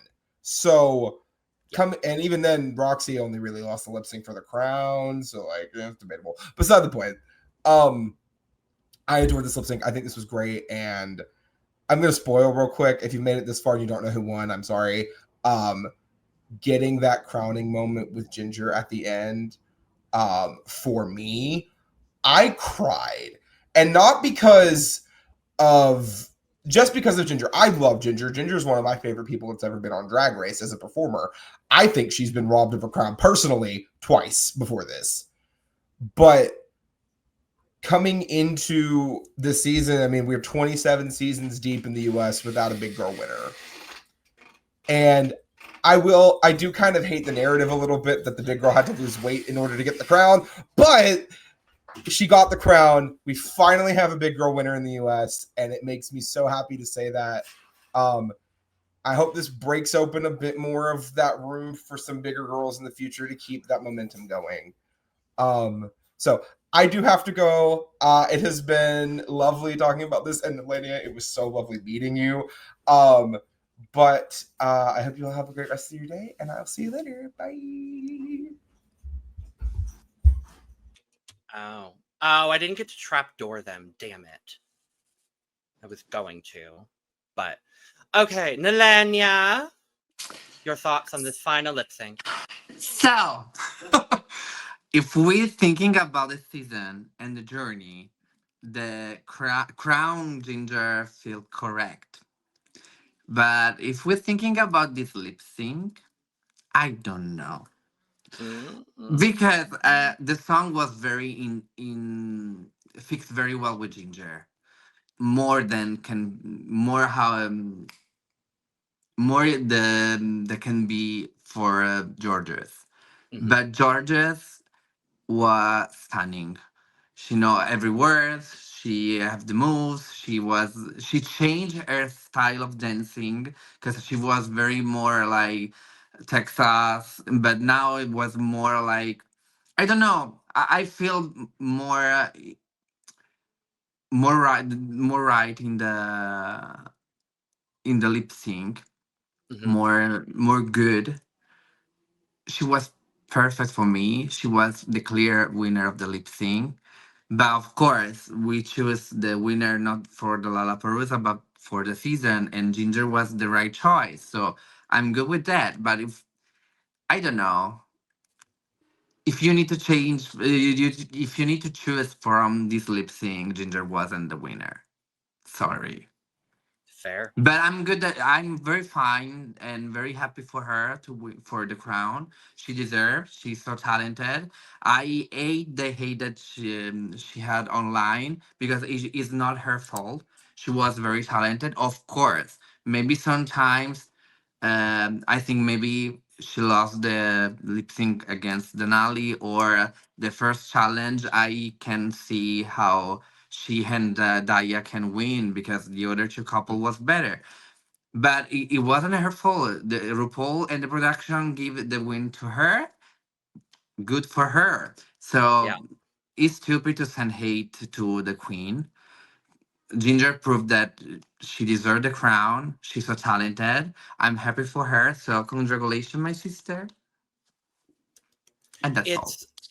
And on that point too, the fact that people are in her comment section right now on Instagram tagging her and telling her that they want her to kill herself is unacceptable.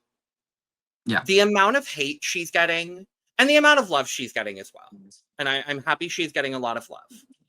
But the amount of hate and just straight up hate she's getting is unacceptable. The people that are sending her hate need to seriously take a look at themselves. The Yeah. fandom from Drag Race was so toxic. I remember, I'm very lucky because I was one of the fan favorite. But you can believe me, I was in Mykonos with my sister, La Petite Rose Noire, and Love her. I start to receive a lot of message like, you need to kill yourself, you're a liar, you make my Kitty or Queen Kong favorite queen dirty, it's because of you, you need to die. And the fandom don't understand. There's a lot. We are human, and read something like that. It's not easy. It's heavy. It's heavy for our heart. We need to.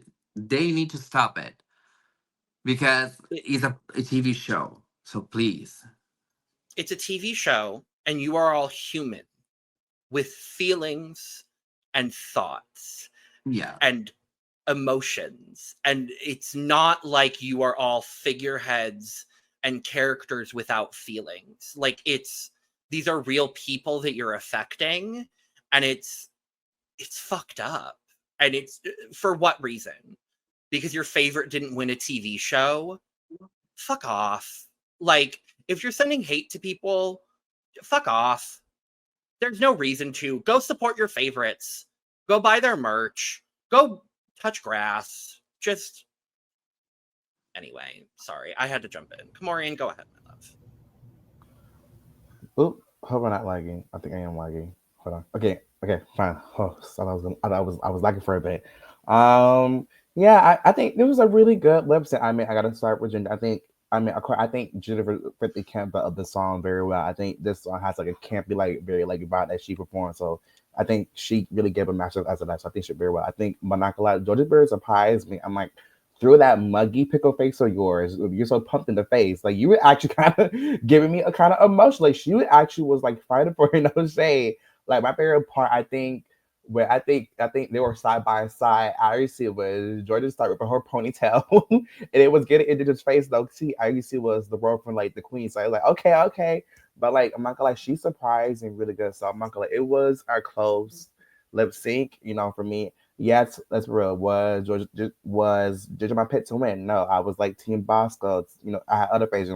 But at the end of the day, she is a talented queen, and I am very happy with her winning. You know what I mean? That's my only issue is I just wish production was not interfering as much as they did, because I feel like had it not did that, it would have been, I think, a science fighter win. I'm still satisfied. I think she's an amazing queen. I feel like I'm happy that she finally won.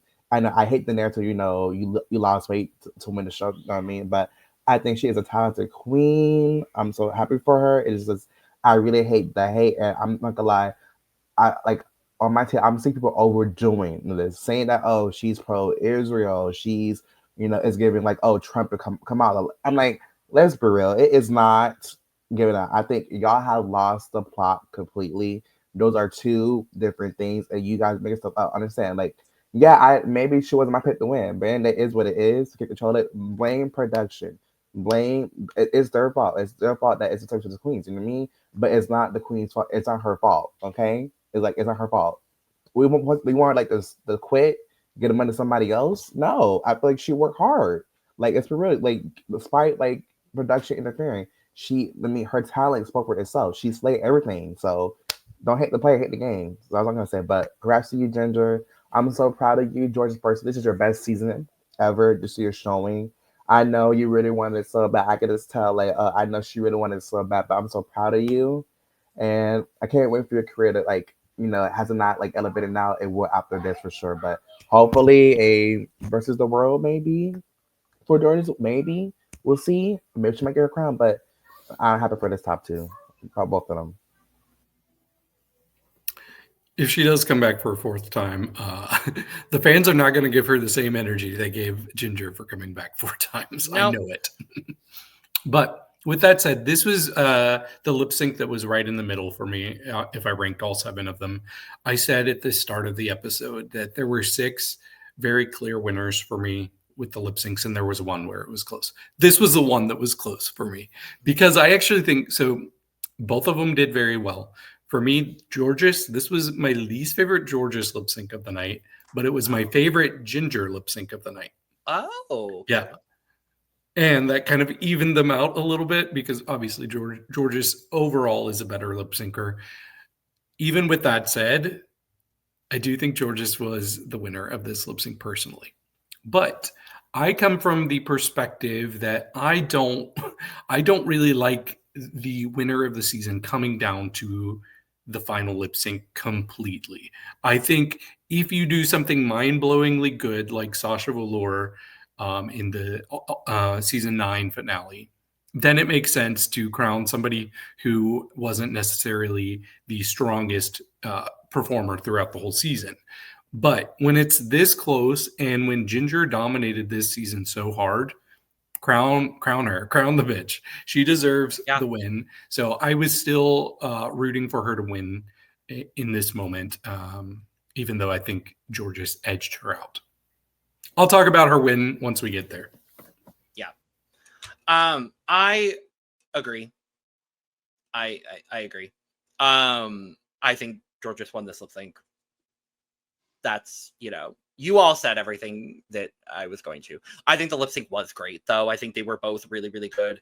And what it comes down to, again, is it's 2 queens whose style of lip syncing is so completely polar opposite on stage together. And that's what I love about Drag Race the most, is like, you've got the classic old school queen and the classic new school queen going at it against each other. It was so cool for me as a drag fan to see the 2 of them going against each other. Like, I loved this lip sync because it was so fun to see them like interacting with each other and playing off of each other. And I thought it was a fun lip sync. I thought it was really fun. And to see them get this like classic drag standard as well for this final lip sync, I just thought it was fun. I thought it was fun. I thought it was a really great song to close out this season. And yeah, I thought it was a lovely time had by both of them. But yeah, that's that on that for that. There's Nehellenia. But we have a winner. A winner was crowned.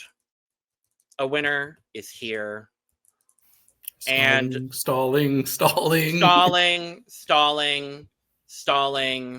because I forgot to make the banner. But on her 4th time, she did it. Ginger won. And I'm happy for her. And I'm thrilled for her. Because she has provided loads of entertainment for 10 years. So you know what? I am not disappointed in the slightest by this win.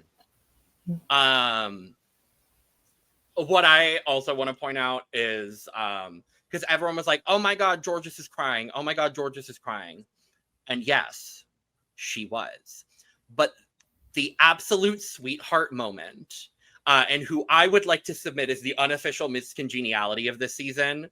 I don't know if you all saw the comment that was made on Instagram by Aja, but apparently Ginger's, because they did film both endings. Ginger's was filmed first, and I guess Georges didn't realize that she was going to have a crowning filmed. So that is Georges's genuine reaction to her thinking she lost Drag Race. Mm-hmm. Like the reaction you see of her is her genuine reaction to thinking she lost. And when they went backstage, Aja said that she broke down crying, like complete breakdown. And Aja pulled her aside and said, niece, you know they're about to film a crowning of you winning too, right? And Aja said that she like looked up like a little puppy and was like, really? And that just makes me love Georges even more. And that's why I would like to unofficially crown the miscongeniality of this season as Aja, because I just love Aja so much for being there for everyone. And I just love Aja. But just that moment for me, like, how can you not be a Georges fan after that? And how can you not be an Aja fan after that? And I'm not saying anyone here isn't a fan of either of them, but how could you not be? I love them both. And I I love get them both so much. and I get auto mention to Lynn. It's like, like Passion Ginger, she's purple pretty. You know what? It takes you guys 4 times to win the crown. You know what I mean? That was a fun moment for Lydia. That moment. That was a fun cute moment. It does take you 4 times to win. Lydia, you got 2 more times on Drag Race, and then you'll win. And then you'll win. I do love as well that Corey was like, well, if Lydia is on the Katya track record of coming back immediately and fail and not winning, does this mean I'm on the Trixie Mattel pipeline and I'm gonna win All Stars? And I'm like, yes, you are. Yeah, yes, Corey. you are, Yeah, Corey. Yes, you are, Corey. Yeah. Yes. Yeah. Period. I need it. Oh But God, I don't like it so much. My goodness. Yeah, that's actually really interesting because my take after watching Georges and everything is like, well, that's great that you're like crying and acting along and pretending, but I like it. My take was like, bring back actual crownings so we see genuine reactions. But that's funny now that we actually did get a genuine. and that was her genuine reaction. Yeah. But this is her third rodeo. She knows how this works. Like, baby, she is so pickled and Pumped. muggy and Something pumped. like And Them she'd been in a weed withdrawal for who knows how many days at this point. right. Who knows if the girl had been thinking properly? And I love you for that, Georges. I love you dearly. But release the footage of Nehellenia's win. Oh my God, What? yes. We want to see the footage of your win from Global All Stars. Yes. I would like to see it. I would like to I see don't know it. if I can say what I said. I don't know. I think I can. Is the NDA up? I think- don't know. If you Never don't mind. feel comfortable, I told you. I was told that if I win, everyone can win. So be kind, have courage, and margarita pizza. That one was my life. I was And Yeah. then when I prank, I was with the scepter and I say, "It's not a bitch." This one was my crown. that's great. do. I have a question for you. Have you eaten a margarita pizza since Global All Stars? Sorry, Have you eaten a margarita pizza since Global All Stars? margarita. Yeah, I have one.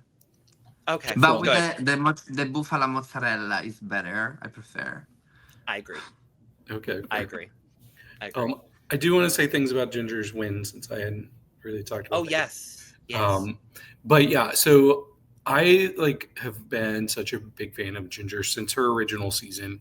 And in my head, there are people from the classic seasons that I'm like, they just feel like they should be a winner. And I felt that way about Manila. I felt that way about Ben de la Creme. I felt that way about Ginger. So it's so satisfying when somebody that I've just felt so connected to over the years finally gets a crown. So it's super frustrating that I can't just celebrate in peace without constantly going on Twitter and seeing comments with 10,000 likes about Ginger being favored or whatever. It's like, why does every tweet about Ginger being favored have to go viral on Twitter? I don't know. Couldn't one just be enough? But with that said, I'm super proud of her. I think that she had one of the most dominant seasons that we've seen, deservingly dominant, personally. So I'm thrilled for Ginger, and I'm sure she's going to be wiping her tears with her $200,000. Minus taxes, but yes. And unfortunately, taxes here take a little bit more than they would otherwise, which kind of sucks. But it's still a good chunk of change, all things considered. But yeah, no, I'm also really happy for her. I came into the finale honestly, with the 8 people we had here, I would have been happy with anybody winning, to be honest. Like, I really genuinely, like, all 8 people in this finale, I'm like, yeah, great. Like, any one of them could have won, and I would have been very, very thrilled. Ginger is someone that I've loved watching on TV for so many years now. And season 7 is a season that I hold very close to my heart. I think Ginger should have won season 7, so I don't think we should have been in this situation to begin with. But with all that being said, I am happy that she has finally gotten this crown. I think we're going to look back on this season, and eventually, I think the fandom, and by the fandom, I mean people with logical sense and taste and proper drag etiquette, will look back and see that the season was rightfully Ginger's in this way. So, you know. I do want to ask Nehellenia, since this is the first season we've seen with bracket format, how would you feel about competing in this kind of format? I really don't like it. Really? Mean, it's not for me. No, if I want to come back, I want to have the chance to be on every episode and do a lot of challenges, not just 3. Because if in my group the 3 challenge it wasn't something that I'm good at, of course I lost. So I want to do everything and prove that I can do everything. And if I have a bad week, I have a lot of other week to prove that I'm good. So like that, I don't like it. I really don't like it. Also because there was a lot of beautiful and talented queen this season, and we don't see a lot because they don't make the top 3 of their group. So no, it's not for me. I get it. Yeah. I think here's some improvements. I think this is a good format, but I know technically All Stars 11 is filming with December right now. But hopefully, maybe I was thinking going forward, and they want to continue this format. I think at least give the girls, I say at least like 4 episodes, at least kind of like at least like 4 for each, and then at least I would say like when it comes to the merge, I think the problem was the merge part. It was just like when I had 2 weeks of the merge, so maybe like. If they're able to, with the budget they have, I don't know, sometimes Paramount has to give them like a limit of episodes on the show, but hopefully, maybe I would love to have a 16 episode season, so at least have at least like 2 to 3 episodes of the merge, you know what I mean? And actually, dwindle down the merge number, so you have like, at least like a top 4 or a top 3. I think that would be the thing going forward, but hopefully also 11 in my prayers. Hopefully things like improvement has been made from this season. I know it's filming right now technically, so hopefully the queens good luck with this format. Hopefully we see some improvements and things going to next season. So, but hopefully I think this is a really good format. I think just a couple more like tweaks. I think it would be good, but yeah. I would like to see some tweaking with the points, because I think what like the whole thing with the QVC points, I think a lot of things just kind of got mixed up with a lot of people. Denali was one of them. Carrie was one of them. I think just I hope that there's a bit of an altering with points where I would actually love to see points announced on stage every week. I love that they did that at the end of every bracket.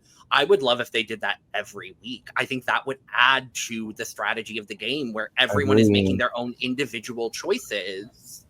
And I think that would add to, I think that would add a fun dynamic to the game overall. It's definitely a fun, new, interesting format for All Stars. It's not for everyone, and I do agree with you, Nehellenia. It's not for every queen, but I loved it for the queens that we got to see come back, like from the older seasons, especially like Phoenix, like Acid Betty, Nicole, Cuckoo. Like I liked seeing those queens come back and get like another shot, like queens we hadn't seen in a long time. So I like it for that, and I like it for queens to not have to like shell out a whole lot of money to produce a whole All Stars package to get sent home in like episode 1 or 2. So I see both the pros and the cons to it, and I definitely understand queens like you who would only want to be on for a full season potentially. So I see both sides to it. They can try to like 5 episodes where every group can do sewing, singing, dancing, acting, comedy. So Absolutely. every group do everything, and there is not like a group that do to comedy challenge. So Yeah. a one sewing, and you are a dancing queen in this group, you suck for Yeah. sure. So I don't know. Maybe you need to be more Methodical. thinking. Yeah, maybe. Yeah. Yeah. I would like production to be a little bit more intentional with the way that they're casting the brackets and the challenges accordingly. Agree, But, definitely agree. Yeah.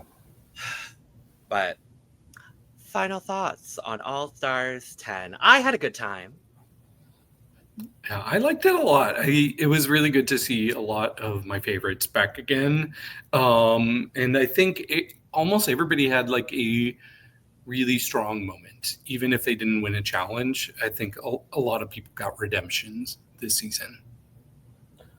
Yeah, I think overall, I think this was a good, like, different way. It's just like kind of like do all star, but also kind of like reinvent the wheel at something like we had never seen. So, cause I think going in, I was kind of like, I don't know how to feel about this tournament, but then you actually seeing it actually like. So I think for me, I think Bracket One started the format how it was going to be. Bracket Two gave the chaotic, and then Bracket kind of like a fair game, and then the merge kind of like there's all that variety. I think it was a good season. I definitely go for it. I would like this format. I think to see how like these different queens try it out. So I'm very excited to see maybe like the next 18 queens who are gonna take this format on and see how well they do. So I'm very to see how this format is gonna do in the future. Hopefully, it will stay for a good little minute. I don't want to be like All Stars forever. I want to maybe like.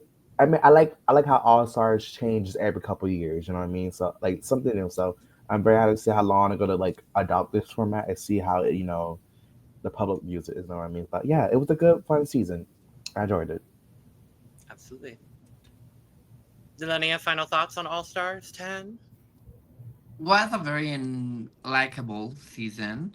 How I say first, before I hate and love Mistress, and I want to say thank you to her. Thank to her, because I mean she make the competition more fun to watch.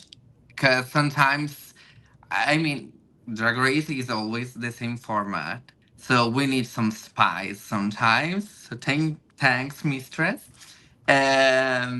I like it. I mean, was my first. I told you it was my first season that I watched after Global, and I'm happy that was that season because there's full of talented queen. Uh, some of my favorite like Denali, Bosco. I'm very surprised from Lydia and from Irene. I love Haja, love Ginger, Georgia. It was full of beautiful queens. So yeah, I love that season. Yeah. A great season with so many 18 incredibly talented queens coming back to show exactly what they're made of in a really fun, cool new format. And like you said, David, everyone had a shining moment, even if they didn't make it past their bracket. Like everyone had a chance to show something new, something fresh. And I think the real winner of the season was Nicole Paige Brooks from Atlanta, Georgia. So Totally. if nothing else, I am happy for her and nobody else. So, Totally. but we got to close out the draft because I think we may have made up history, David. I think so. So in sixth place, we had Robbie with 52 points. Fifth place was Lana with 70 points. Fourth place was Eduardo with 71.5 points. Third place was me with 79 points. On the podium, David. Yes. Second place was Eve with 81 points.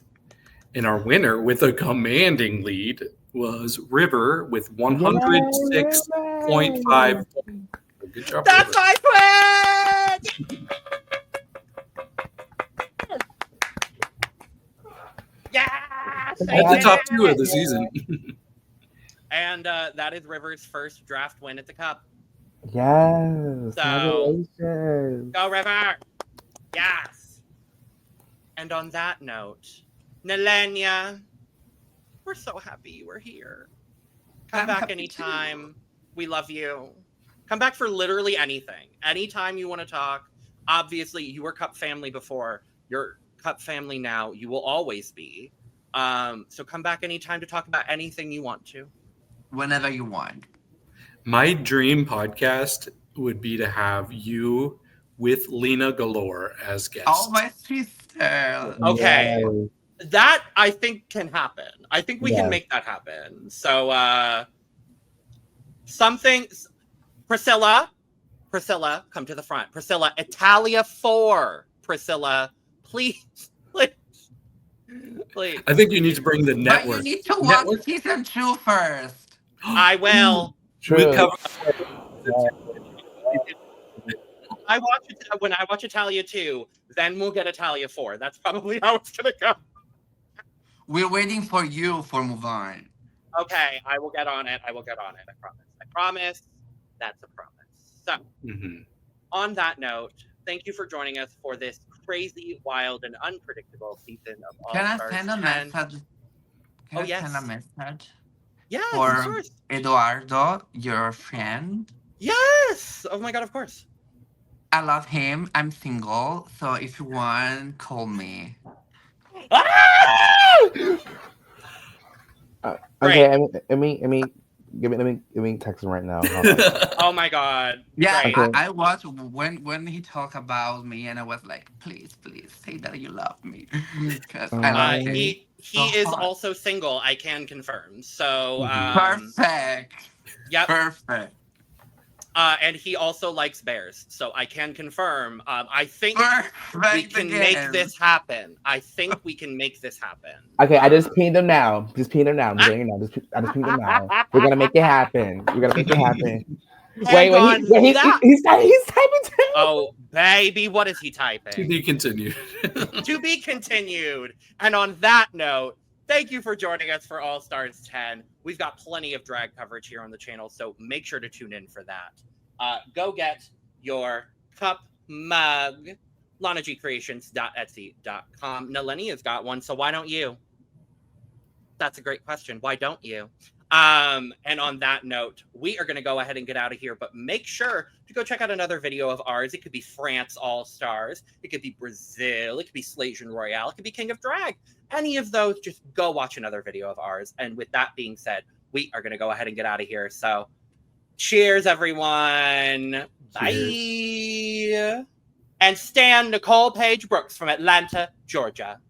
And good job, Ginger.